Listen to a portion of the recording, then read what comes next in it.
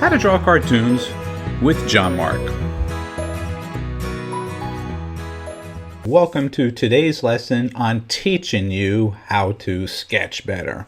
Alright, so today's lesson I'm going to be playing around with a little character, a leprechaun. That's right, the one with lucky charms. No, not him at all. I just created this one up myself right now. Anyways, so what you're going to be learning is techniques on sketching.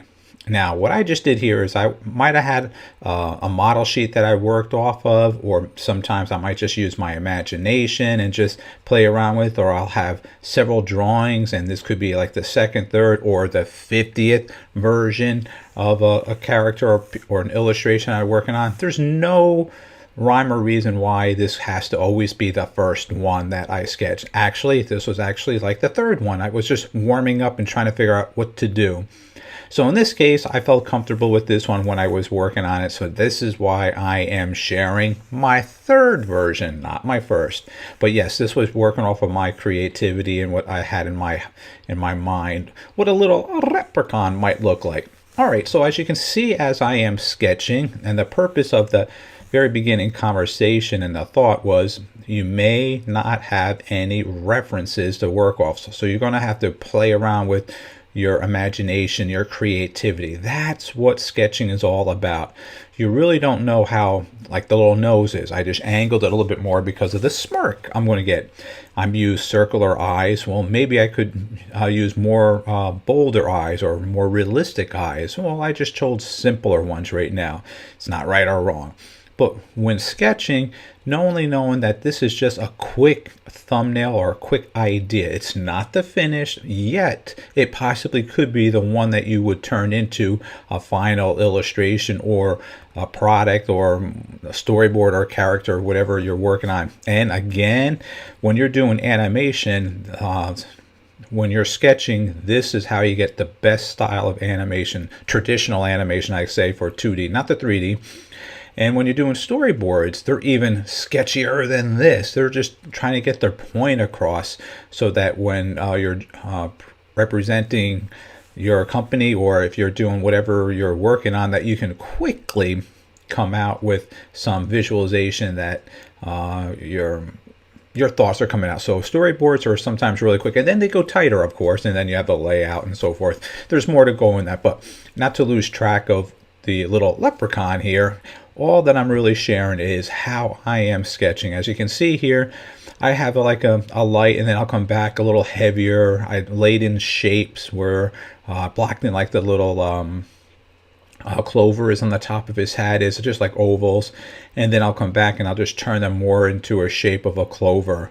So you don't really have to draw that clover right away. Just position there, because you may like, should be a 3-leaf clover or a 4-leaf clover. Well, I chose a 3. And in that case, now I'm working on the little buckle behind his hat, and then kind of like that ribbon that's on his hat. I could have made his hat really square. I could have made it extremely big and tall, or kind of really goofy looking. I could have had a lot more hair on him and move it up.